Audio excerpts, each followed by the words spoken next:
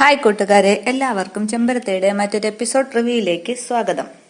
അങ്ങനെ രാജേശ്വരിയുടെ BP പരിശോധിക്കുകയാണ് doctor. Very good, BP നോർമലായി, ഇനി സ്കാൻ ചെയ്ത് നോക്കാമെന്ന് ഡോക്ടർ പറയുന്നു. അപ്പോൾ സ്കാനിംഗ് മറ്റൊരു ദിവസത്തേക്ക് മാറ്റിവെച്ചാലോ എന്ന് രാജേശ്വരി ചോദിക്കുന്നു. കൊള്ളാം, സ്കാനിങ്ങിൽ എന്തെങ്കിലും കുഴപ്പമുണ്ടെങ്കിൽ ഫാമിലി വിഷമിക്കുമെന്ന് കരുതിയല്ലേ മാഡം ഇങ്ങനെ പറയുന്നത്? ഒന്നും ഉണ്ടാകില്ല. അതിനുശേഷം സിസ്റ്ററോട് പറയുന്നു സ്കാനിങ്ങിന് കൊണ്ടുപോയിക്കോളാൻ. കട്ടിലിൽ നിന്ന് എഴുന്നേൽക്കാൻ പോയപ്പോൾ പിടിക്കാൻ ശ്രമിച്ച ആനന്ദിനെ രാജേശ്വരി വേണ്ട എന്ന് പറയുന്നു. സിസ്റ്റർ അവിടെയാണെന്ന് പറയുമ്പോൾ രാജേശ്വരി സിസ്റ്ററോടൊപ്പം പോവുകയാണ്. നന്ദനയും കൂടെ പോകുന്നു. മാഡം വന്നോളൂ, നിങ്ങളവിടെ ഇരുന്നോളൂ എന്ന് ആനന്ദിനോടും അരവിന്ദിനോടും നന്ദനയോടും പറഞ്ഞിട്ട് രാജേശ്വരിയും കൂട്ടി സിസ്റ്റർ അകത്തേക്ക് പോവുകയാണ്. എല്ലാവരെയും ഒന്ന് നോക്കിയിട്ട് രാജേശ്വരി അകത്തേക്ക് പോകുന്നു. പോയിട്ട് വാ അമ്മയെന്ന് ആനന്ദ് പറയുന്നു. അപ്പോഴേക്കും കുറുപ്പേട്ടനും അവിടെ എത്തുകയാണ്. നമസ്കാരം പറഞ്ഞതിന് ശേഷം ഡോക്ടർ പറയുകയാണ്, അഖില മാഡം അല്ലേ? ഡോക്ടർ വൈഗ പറഞ്ഞിരുന്നു. ഇരിക്കും മാഡം. മൊബൈലും ആഭരണങ്ങളുമൊക്കെ നഴ്സിന്റെ കയ്യിൽ ഏൽപ്പിക്കാൻ ഡോക്ടർ രാജേശ്വരിയോട് പറയുകയാണ്. അതിനുശേഷം സിസ്റ്ററോട് രാജേശ്വരിയെ അകത്തേക്ക് കൂട്ടിക്കൊണ്ടുപോകാൻ ഡോക്ടർ പറയുകയാണ്. തുടർന്ന് അഖില മാഡത്തിന്റെ ഓർണമെന്റ്സ് എന്നും പറഞ്ഞ് സിസ്റ്റർ വന്ന് ആഭരണവും മൊബൈലുമൊക്കെ നന്ദനയുടെ കയ്യിൽ ഏൽപ്പിക്കുന്നു. അമ്മയുടെ ഫോൺ ഇങ്ങു തന്നെയെന്നും പറഞ്ഞ് ആനന്ദ് ഫോൺ വാങ്ങി ലോക്ക് അഴിക്കാൻ ശ്രമിക്കുകയാണ്. അമ്മയുടെ പാസ്വേഡ് അറിയുമോ എന്ന് ആനന്ദ് ചോദിക്കുമ്പോൾ ഇല്ല ബ്രോ എന്ന് അരവിന്ദ് പറയുന്നു.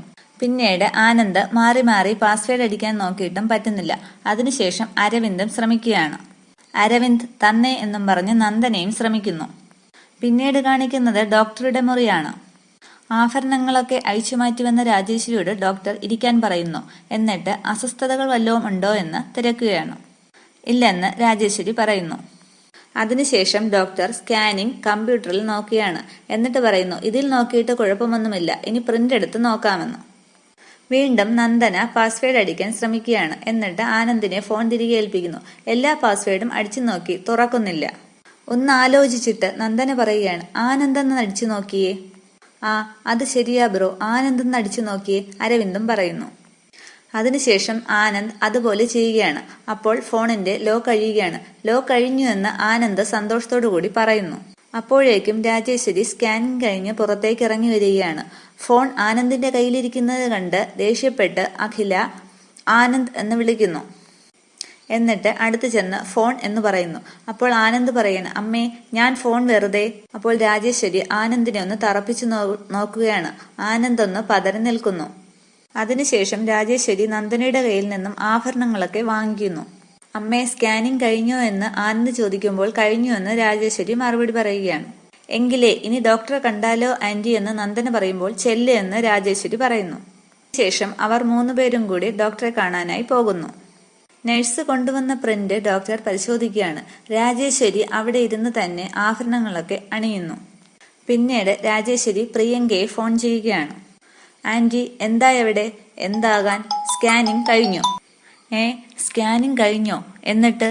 അപ്പോൾ രാജേശ്വരി പറയുന്നു, വിശേഷങ്ങളൊക്കെ പിന്നെ പറയാം.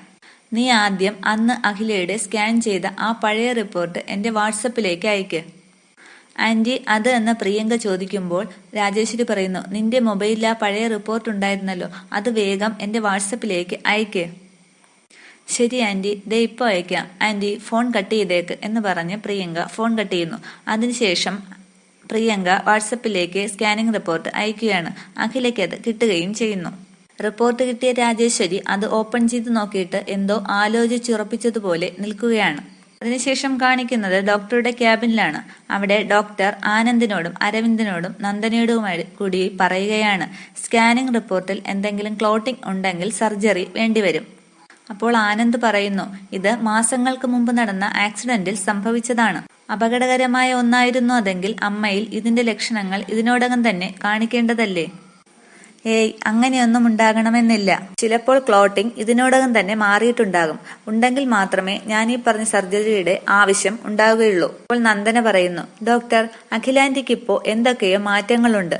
അപ്പോൾ ഡോക്ടർ ചോദിക്കുകയാണ്, എങ്ങനെയുള്ള മാറ്റങ്ങൾ? സ്വഭാവത്തിലോ പെരുമാറ്റത്തിലോ ആക്ടിവിറ്റീസിലോ അല്ലെങ്കിൽ ഓർമ്മക്കുറവോ അതോ പരസ്പര വിരുദ്ധമായ എന്തെങ്കിലും സംസാരങ്ങളോ അങ്ങനെയുള്ള മാറ്റങ്ങളാണോ? അപ്പോഴേക്കും ആനന്ദിന്റെ ഫോണിലേക്ക് ഒരു കോൾ വരികയാണ്. അരവിന്ദ് അച്ഛനാണ് എന്നും പറഞ്ഞ് ആനന്ദ് ഫോണുമായി പുറത്തേക്ക് പോവുകയാണ്. അങ്ങനെയല്ല ഡോക്ടറെന്ന് നന്ദന പറയുന്നു. അതിനുശേഷം ആനന്ദ് ശിവരാമകൃഷ്ണനോട് ഫോണിൽ സംസാരിക്കുകയാണ്. ആ അച്ഛാ, ഏയ് ഒന്നുമില്ല, സ്കാനിംഗ് റിപ്പോർട്ട് വന്നില്ല. ഏയ് അച്ഛനിപ്പോ ഇങ്ങോട്ട് വരണ്ട. അതെ, ഞങ്ങളിപ്പോ ഡോക്ടറോട് സംസാരിച്ചുകൊണ്ടിരിക്കുകയായിരുന്നു. ശരി അച്ഛാ, ഞാൻ വിളിക്കാം എന്നും പറഞ്ഞ് ആനന്ദ് ഫോൺ കട്ട് ചെയ്യുന്നു. അതിനുശേഷം കാണിക്കുന്നത് ഹോസ്പിറ്റലിൽ തന്നെ ഫോണിൽ കളിച്ചുകൊണ്ടിരിക്കുന്ന കുറുപ്പേട്ടനെയാണ്. അഖില കുറുപ്പിന്റെ അടുത്തേക്ക് എത്തുന്നു. എന്നിട്ട് ചോദിക്കുകയാണ്, എന്താടോ എപ്പോഴും മൊബൈലിൽ? മാഡം, വേറൊന്നുമല്ല മാഡം, ബാംഗ്ലൂരിലുള്ള കൊച്ചുമക്കൾ ഇങ്ങനെ ഓരോന്ന് അയച്ചുകൊണ്ടിരിക്കും. പേരക്കുട്ടികളെ കൊഞ്ചിക്കാനുള്ള ഭാഗ്യവും കിട്ടിയില്ല. പിന്നെ ഇങ്ങനെയെങ്കിലും ആകട്ടെ എന്ന് കരുതി. അല്ല, സ്കാനിംഗ് കഴിഞ്ഞോ മാഡം? കഴിഞ്ഞു. ഇവിടത്തെ പ്രിന്ററിന് എന്തോ കുഴപ്പം, അതുകൊണ്ട് സ്കാനിംഗ് റിപ്പോർട്ട് മൊബൈലിൽ അയച്ചു. ഞാൻ അതിന്റെ ഒരു കോപ്പി തന്റെ മൊബൈലിലേക്ക് അയച്ചിട്ടുണ്ട്. വന്നോന്ന് നോക്ക് വാട്സപ്പിൽ. അപ്പോഴേക്കും കുറുപ്പേട്ടൻ മൊബൈൽ നോക്കുകയാണ്. അതിനുശേഷം വന്നിട്ടുണ്ട് മാഡം എന്ന് പറയുന്നു. എങ്കിൽ കുറുപ്പ് പോയി അതിന്റെ ഒരു പ്രിന്റ് എടുത്തിട്ട് വരൂ. ഹോസ്പിറ്റലിന്റെ മുൻപിലുള്ള കടയിൽ തന്നെ കോപ്പി കിട്ടും, വേഗം വേണം. ഓ ശരി മാഡം എന്നും പറഞ്ഞ് കുറുപ്പ് അവിടെ നിന്നും പോവുകയാണ്. പിന്നീട് വീണ്ടും കാണിക്കുന്നത് ഡോക്ടറുടെ ക്യാബിൻ തന്നെയാണ്. ഡോക്ടർ പറയുകയാണ്, അതൊക്കെ വളരെ അപൂർവമായി സംഭവിക്കുന്ന കാര്യങ്ങളാണ്. ഇപ്പോൾ ടെക്നോളജിയൊക്കെ ഇത്രയും ഡെവലപ്പായ സ്ഥിതിക്ക് ഇതൊക്കെ വളരെ നിസ്സാരമാണ്.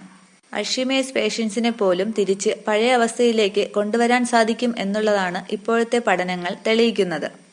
അപ്പോഴേക്കും രാജേശ്വരി അവിടേക്ക് എത്തുകയാണ്. ആ അമ്മ എന്നും പറഞ്ഞ് ആനന്ദ് എഴുന്നേൽക്കുന്നു.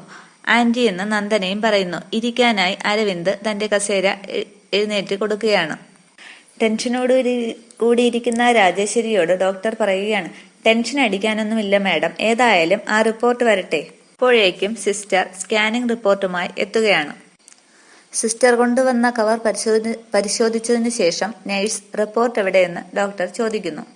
റിപ്പോർട്ട് നോക്കിയാലേ എന്തെങ്കിലും പറയാൻ പറ്റൂ. റിപ്പോർട്ട് വേഗം കൊണ്ടുവരൂ. ശരി ഡോക്ടർ എന്നും പറഞ്ഞ് സിസ്റ്റർ പുറത്തേക്ക് പോവുകയാണ്. അപ്പോഴേക്കും രാജേശ്വരി മനസ്സിൽ ഓർക്കുകയാണ്. സ്കാനിംഗ് റിപ്പോർട്ടുമായി സ്റ്റെപ്പ് കയറി വരുന്ന സിസ്റ്ററെ രാജേശ്വരി പുറകിൽ നിന്നും തട്ടുന്നു. അപ്പോഴേക്കും കയ്യിലിരുന്ന റിപ്പോർട്ടൊക്കെ നഴ്സിന്റെ കയ്യിൽ നിന്നും താഴെ വീഴുകയാണ്. പെട്ടെന്ന് രാജേശ്വരി കവറിൽ നിന്നും റിപ്പോർട്ട് മാറ്റിയതിനു ശേഷം ബാക്കി കവർ തിരികെ ഏൽപ്പിക്കുന്നു. അപ്പോൾ സിസ്റ്റർ പറയുകയാണ്, സോറി മാഡം, ഇത് മാഡത്തിന്റെ സ്കാനിംഗ് റിപ്പോർട്ടാണ്.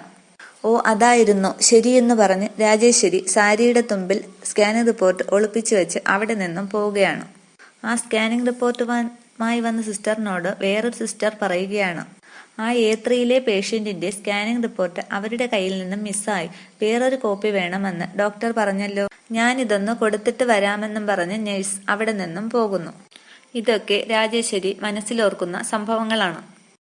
റിപ്പോർട്ട് നോക്കിയതിനു ശേഷം ഡോക്ടർ പറയുന്നു, ഇത് പേടിക്കാനൊന്നുമില്ല. ബ്ലഡ് കോട്ടായത് അതങ്ങനെ അവിടെ തന്നെ കിടപ്പുണ്ട്. അത് മറ്റു പ്രശ്നങ്ങളൊന്നും ഉണ്ടാക്കിയിട്ടില്ല. ഇത് കേട്ട് എല്ലാവരും സന്തോഷിക്കുന്നു. ഏതായാലും മാഡം ഒരു 2 ആഴ്ച കൂടി മെഡിസിൻ കണ്ടിന്യൂ ചെയ്തോളൂ. അത് ഓട്ടോമാറ്റിക്കായി മെൽറ്റ് ആയിക്കോളും. മറ്റു കുഴപ്പങ്ങളൊന്നും കാണുന്നില്ല. വേറെ കുഴപ്പങ്ങളൊന്നുമില്ലല്ലോ ഡോക്ടർ എന്ന് ആനന്ദ് ചോദിക്കുമ്പോൾ പേടിക്കാനൊന്നുമില്ലെന്ന് ഡോക്ടർ പറയുന്നു. അപ്പോൾ രാജേശ്വരി ചോദിക്കുകയാണ്, അപ്പോ ഇത്രയൊക്കെ പരിശോധനകൾ നടത്തിയിട്ടും കാര്യമായിട്ടൊന്നും കണ്ടുപിടിക്കാൻ പറ്റിയില്ല അല്ലേ ഡോക്ടർ?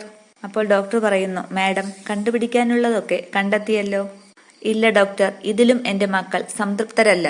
താങ്ക് യു ഡോക്ടർ എന്നും പറഞ്ഞ് രാജേശ്വരി അവിടെ നിന്ന് പോകുന്നു. ബാക്കി എല്ലാവരും പോവുകയാണ്. പിന്നീട് കാണിക്കുന്നത് തടവിലാക്കിയിരിക്കുന്ന അഖിലാണ്ടേശ്വരിയാണ്. പ്രിയങ്ക അവിടെ നിന്നും പൊട്ടിച്ചിരിക്കുകയാണ്. എന്നിട്ട് പറയുകയാണ്, അരികത്തുള്ളത് അമ്മയാണോന്നറിയാൻ മക്കൾ നടത്തിയ പരീക്ഷണങ്ങളും MRI സ്കാനിങ്ങും. എന്നിട്ടെന്തായി? കണ്ടെത്താനായോ? ഹോ, എന്തൊക്കെയായിരുന്നു. ആദ്യം ട്രീറ്റ്മെന്റ് നടത്തിയ ഹോസ്പിറ്റലിൽ കൊണ്ടുപോകുന്നെന്ന വ്യാജേന മറ്റൊരു ഹോസ്പിറ്റലിലേക്ക് കൊണ്ടുപോകുന്നു. പുതിയതായി പരിശോധിക്കുന്നു. അതെ, ആനന്ദ് മണ്ടനാണെന്നൊന്നും ഞാൻ പറയില്ല. പക്ഷേ ഈ കാര്യത്തിൽ അവൻ പോരാ. ഈ അഖിലാണ്ടേശ്വരിയുടെ സ്ഥാനത്ത് അവിടെയുള്ളത് രാജരാജേശ്വരിയാണെന്ന് കണ്ടെത്തി കഴിയുമ്പോഴേക്കും തൃച്ചംബരത്തിന്റെ വംശപരമ്പര അവസാനിച്ചിരിക്കും. ആട്ടുതൊട്ടിലിൽ ആട്ടി ഉറക്കുന്ന കുഞ്ഞുങ്ങളെ സ്വപ്നം കണ്ടിരിക്കുന്നത് വെറുതെയാണ്. വെറും പാഴ്ക്കിനാവ്. ഗർഭപാത്രങ്ങളിൽ വളർന്നുകൊണ്ടിരിക്കുന്ന കുഞ്ഞുങ്ങളെ അതിനു മുന്നേ കൊന്നു തള്ളിയിരിക്കും. ഇത് കേട്ട് ഞെട്ടി അഖിലാണ്ടേശ്വരി ചാടി എഴുന്നേൽക്കുകയാണ്. No, you are mistaken. ഇത്രയുമാണ് ഇന്നത്തെ എപ്പിസോഡിൽ കാണിക്കുന്നത്. പ്രൊമോ പറഞ്ഞതിൽ കുറച്ച് പോരായ്മകളുണ്ട്, ക്ഷമിക്കുക. Thank U.